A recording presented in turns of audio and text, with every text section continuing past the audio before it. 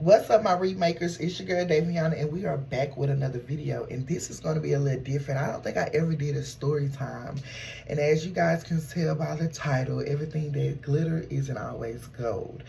And yeah, people don't really post the bad things that they do, especially when it comes to people that's providing a service. They really don't too much post when they make mistakes or when they don't give the client what they need. They really don't do it. It's usually the client that brings it to the internet, and then the service provider has to, they don't have to, but they come and they tell their side of the story.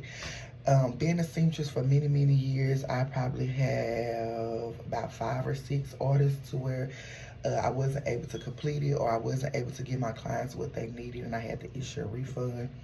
I just want to start the video out by saying, to me, I don't have any bad blood with these clients, and I feel like they don't have any bad blood with me. Now, will they probably book me again? I don't know, because trust was kind of broken. You get what I'm saying? But I took accountability. Any client that I worked with that I wasn't able to give them what they wanted, I always made sure I sincerely apologize. I tried to make it right, whether it's about a refund, whether it's about coming back and a discount, something free. So yeah, this particular story time is about an order that I did. I think it was like in 21, because I had Aubrey in 22, and I was freshly pregnant with Aubrey around the time. So my emotions was kind of all over the place. I was in a space with my business where I felt like I was being overlooked. I wasn't, a top pick for my city. A lot of people didn't know about me. If they did, they only thought I did alterations. I didn't have a lot of clients back then. So I was dealing with a lot of comparison. Y'all, please don't compare yourself to the next person, because you do not know what the next person that's in the same field is doing that you are not doing. And I know from looking at other seamstresses that are booked and busy here in my city, they have something that I don't have, and that's discipline. And when you are working in a service provider field, you have to have a lot of discipline, because your time can be taken up by your service, the services that you provided. So I used to do a lot of comparison. Oh, I've been doing this longer than her, or I should be here, I should be there. But God reassured me why I'm not there, because I ain't doing the work. Yeah, I might have the gifts and the talent, but faith without work is dead. If you're not doing the work, how do you expect to reap the harvest? So let's get into the story. I had this client hit me up. She was referred to me by my cousin that's a hairstylist. And she was getting her hair done one day, and she was asking, talking to my cousin who was going to do her hair for the photo shoot, and asking her, who do she know that make outfits? And my cousin told her about me. So she came to me, she let me know that she was referred by my cousin. She showed me what she wanted, which was those tulle dresses everybody used to wear. Adults used to wear. They used to do mommy and me outfits with them. I'm gonna post a picture of it. It was one of them type of dresses, a tulle dress. It looked really easy and simple. I did my research on it. I watched a video. I found the video that was able for me to understand step by step. I thought I could do it. I really and truly and honestly thought I could do it. So after she showed me what she wanted, whatever, I went and I priced the material. Now, using tulle, if you are seamstress or you know about tulle, if you make tulle skirts or whatever, you have to use a lot, because tulle is very thin. And if you want that big, full, fluffy look, you have to use a lot. I really and honestly don't like working with tulle too much, because it's very time consuming. It's very time consuming. So I priced the material, and then I gave her a price of my labor. So when you book with me, you have a deposit, the price of the material. Really, back then, I really didn't have a deposit. The deposit was like the price of the material. So once I give you the price of the material, you pay that. I order the material. Once the material comes in, I let you know. You pay the remaining balance, and we set up a date for measurements, talk more about the outfits, what you're looking for, what you don't want, you know, just to get a feel to get to know each other. So we went through that process. She came for her first fitting. Everything was fine. She was telling me, you know, how she met, how she found out about me. Super sweet girl. She was getting ready to have a photo shoot because this girl, she was coming up on YouTube, getting followers on YouTube. She had different little, I think she sold hair. She had different type of business adventures going on. I can remember too. I think she even had a billboard. A beautiful girl. So yeah, she wanted to use me for one of her photo shoots that she was having for something. I really can't remember. So we had the first fitting, got the measurements. We talked about the outfits. I showed her the material. Everything went good. We went to the second. I started to work on the outfit, and I noticed like this ain't what it seems. This ain't what it seems, honey. And if you know, I was pregnant with Arby. I was in a lot of pain, like the whole 9 months. I could not walk, barely. I could barely turn. I didn't work at all. Them whole 9 months I was pregnant with Arby. So I'm working on the outfit. I'm like, Lord, this is not what it seems. You get what I'm saying? Even though I had a video that I was watching step by step, I just couldn't grasp the project. I just couldn't do it. So I reached out to a well-known seamstress here, and I let her know what was going on. This seamstress, and pretty much all the seamstresses here in my local city, when you reach out to them and they know you're a seamstress, they always open to reach out. And this seamstress, she was busy and booked at the time and still is to this day. She took the time out and she responded back to me and she let me know some things. I really don't know exactly, but I remember reaching out to her and letting her know the issue and letting her know that, like, I done messed up this girl order. I'm finna tell her I'm pregnant. I ain't got the mental space or the emotional space to do this. I can't do it. So I reached out to the girl. Oh yeah, I was wrong for this. Her photo shoot was coming up. I don't know if it was that week or 2 weeks, but it was fairly around the corner. And let me back. She came for her first fitting. Everything looked like it was going good, but I knew that it wasn't gonna come out right. I knew by the first fitting it wasn't giving what the video was giving. So after the first fitting, I was still trying to get it together. I just couldn't get it right. And after I reached out to the seamstress, I reached out to her and let her know, like, it's not coming out. It's not giving what it's supposed to give. She asked me to send a picture to see, you know, what it is that, how it's looking, you know.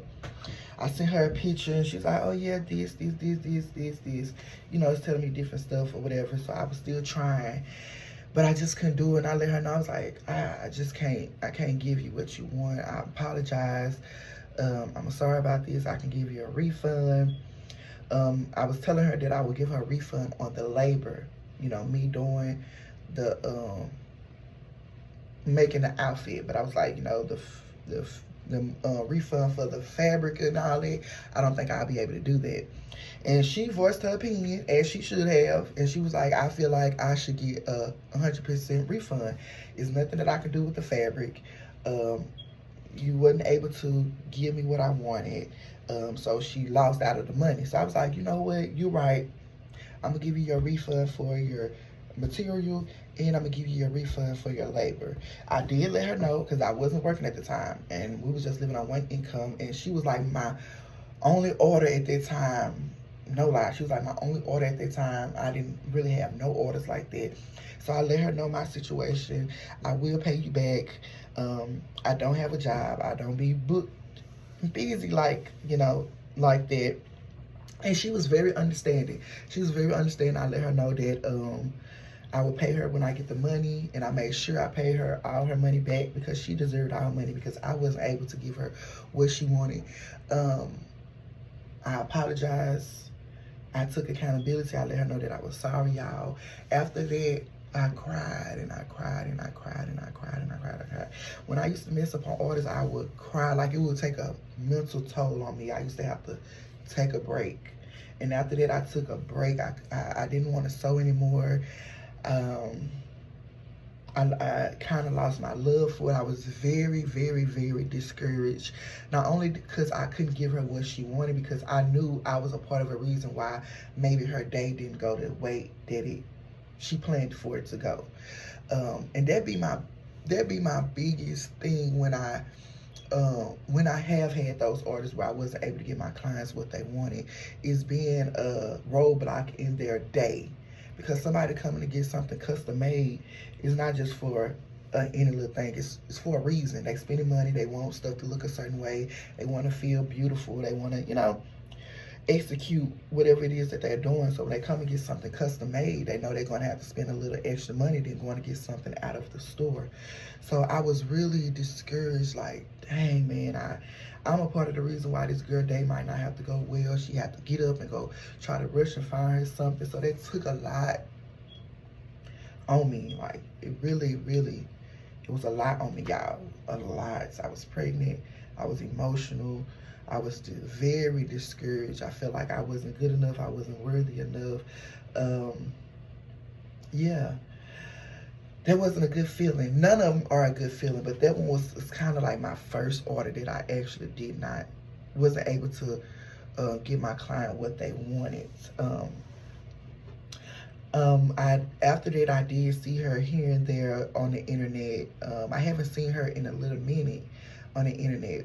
I did see her here and there on her YouTube channel. I was subscribed to her YouTube channel before all of this happened, but I really don't see her like that no more on YouTube or selling hair or anything. I don't even know if we're still friends, honestly, on Facebook. But she was super sweet about it. She didn't seem upset. Anybody would be upset. I would be upset, but she didn't give like, oh, I'm finna do this, just was disrespectful or whatever. And I haven't had no client that was disrespectful when I wasn't able to give them what they needed, to my knowledge. Now, I don't know if she ever posts her story on any platform. I'm not sure. And if she did, that's her story to sell, just like I'm telling my story. I would not mind any, because I know I did my part into trying to make it come out right. Y'all, look at this little piece of my hair. I need to get my hair redone. Do something to my hair. But, yeah. If you are in the business, it doesn't matter how long you've been in the business, y'all.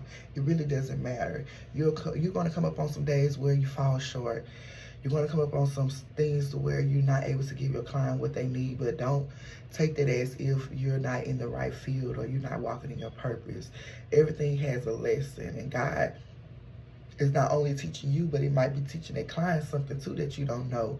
But like I said, I just used to hate, I just hated the fact that I was part of the reason why she had to probably stress a little bit and her day didn't go as planned. That really what took a toll on me, because I know people come and get things custom made for photo shoots, for business adventures, for proms, for all that. So, do y'all know I still have never attempted to make that dress again? I don't even think, child, I never attempt to make that dress again. It's super cute. I think my Aubrey would love that dress because she loves tulle. She loves dresses. But it's just something that I stay away from. I'm trying to see if another client came to me and asked me for that look. I'm not sure. I don't know if another client came and asked me to create a look like that for them again. Because if they have, I probably said, no, I can't do it. So yeah, I just want to come on here and share that story with you guys. If you would like another story like this, please comment down below. Continue this story time series on everything that glitters is not gold. So if you watch this video all the way to the end, comment 4 pink hearts down for my 4 daughters for me. I love y'all and I appreciate y'all. We are less than 21 subscribers, if I'm not mistaken, from 500 subscribers on YouTube. So if you haven't and you are watching this video, subscribe, like, and comment, and click your bell so you can be notified each and every time your girl is on your screen. And to the client that I'm talking about, if you see this video, I hope all is well with you, girl. I'm sure it is, because even back then you was a go-getter. You had a lot of stuff going on. I pray that you forgive me. I pray that you don't hold that towards my heart, the situation. And I pray that, hey, if we work again, I'm able to give you what you need and more. So, peace out.